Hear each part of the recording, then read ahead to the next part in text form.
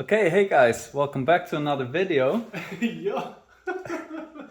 And today we have the disco in the garage. Yep.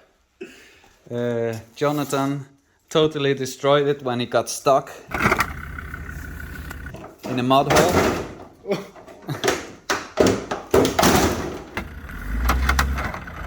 So we actually have a brand new heavy-duty metal bumper for him here with a winch mount and hijack lifting points. So we are going to show you how to remove this bumper and to replace it with a steel one. So just come along.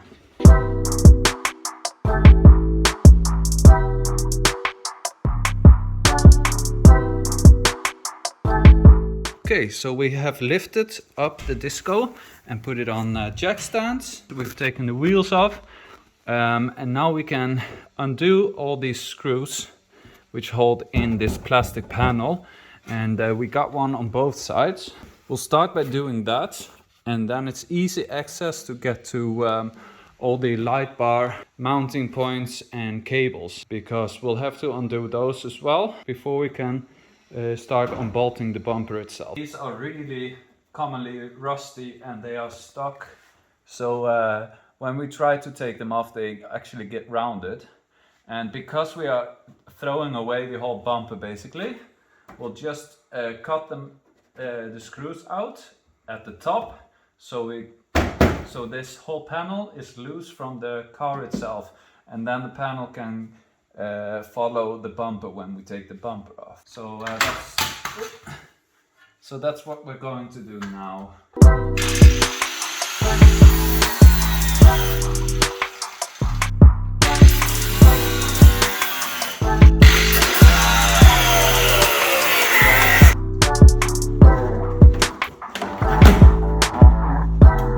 There we go. So now we can remove the nuts and bolts of the bumper itself and slide it off.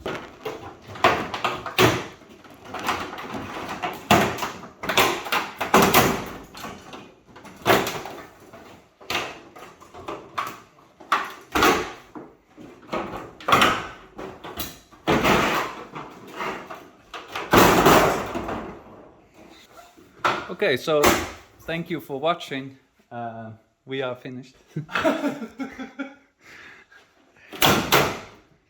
Yeah. So now it's actually easy to show you where to remove the which bolts to remove. As you can see behind the plastic bumper, there's actually a metal bumper as well, and it's attached with 4 bolts. So you have 1 and 2 there. The tow hook is attached through those as well, but Jonathan seemed to be torn off or something. So we have 1 and 2, and they are attached with nuts on the opposite side, and it's the same on that side. So oh, and then there's 1 more nut on each side of the car, which is attached to the wing itself. So take that off as well, and that's a 13. Yeah, so that's that. 2 bolts on each side there, and then 1 on the outside.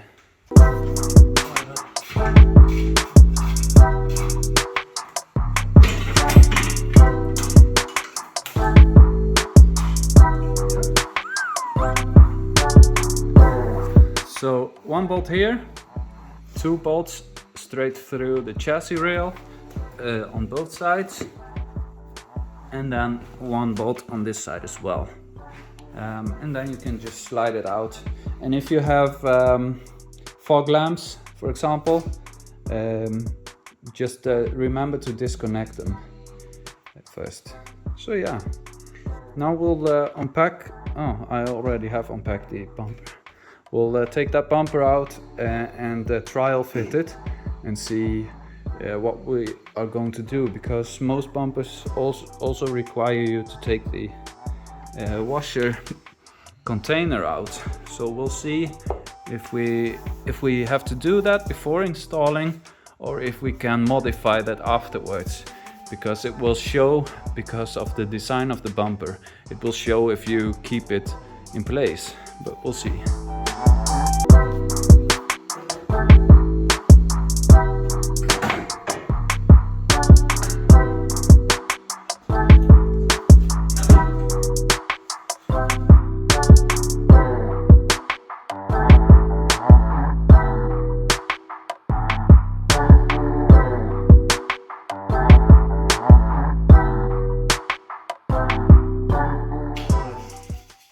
Very nice. So we've now test fitted it, and it fits as it's supposed to. Looks really good. And now Jonathan is just freshening up the tow hook, the original one, taking off all the rust, and then we'll repaint it so it will match the bumper itself. We've also quickly painted the washer canister to not stick out that much. We will eventually either move it or make some sort of cover for it so it isn't exposed anymore, but that will be a future project. Most people actually move it to behind the coolant reservoir, but in the Swedish salt models many of them have Webasto diesel heater there, so this space is already occupied. It's quite tight in the engine bay, so we'll see if we are moving it. But making a plate would also be cool. So let's continue mounting everything together.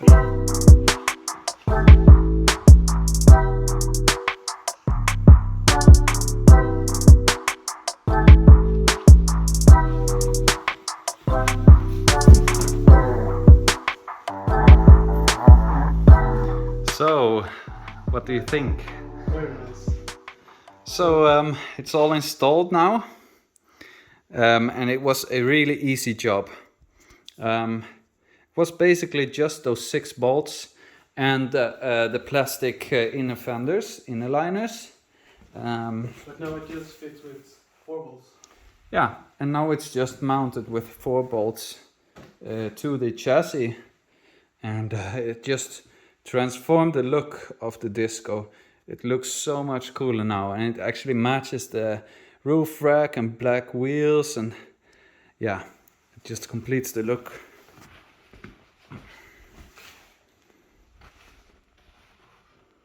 So if you have any comments, just comment them down below. If you have any questions, just ask them down below and I'll happily answer them.